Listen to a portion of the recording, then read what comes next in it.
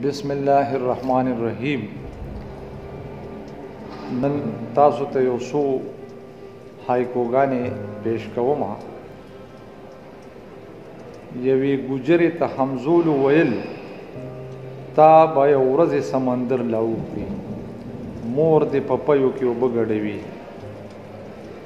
نن یو ماشوم د مور پغی کې جړل، مور ورته ویل بچی هزار شمه هو په بازار کې درکول نه شم، چې مایوسی می د روزګار وویني شیرینه دومره په دباو کې راشي چې د تلو مینس کې هغې ماتوي.